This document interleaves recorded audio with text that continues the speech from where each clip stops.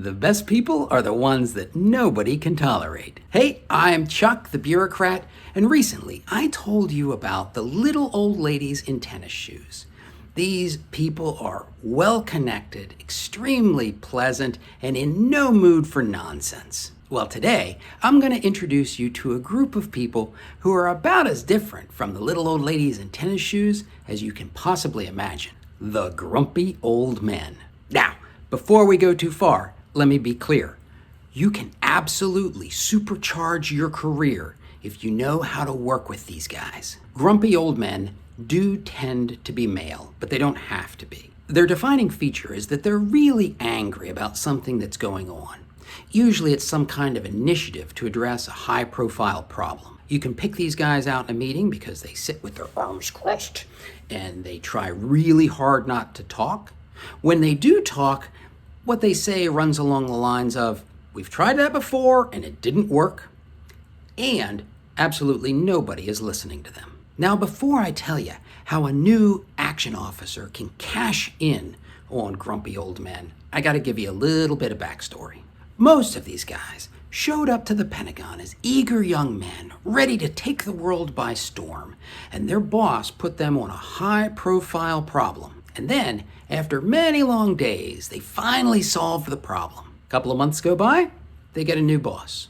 New boss has new problems. And this new problem just so happens to be caused by the solution to the old problem. So our hero has to destroy everything that he worked so hard for. Trust me, nobody likes that.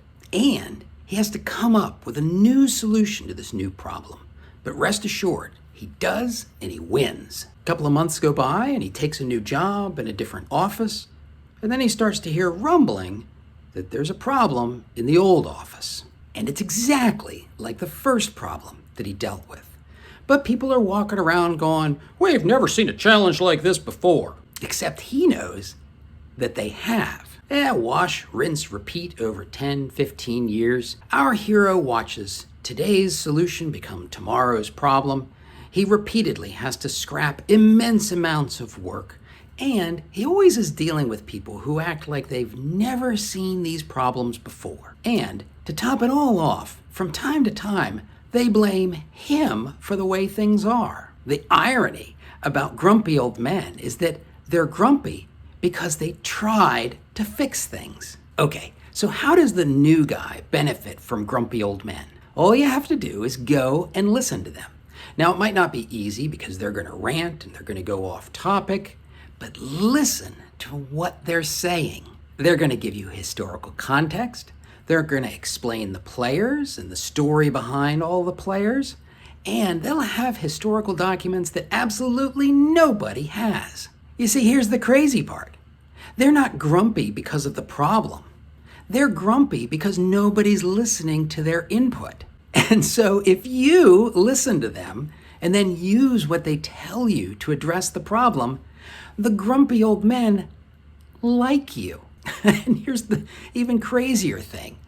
When people find out that you can get things done by working with the grumpy old men, your reputation benefits. So go watch this video where Major Carter finds out that there are even more benefits of getting out there and visiting the grumpy old men.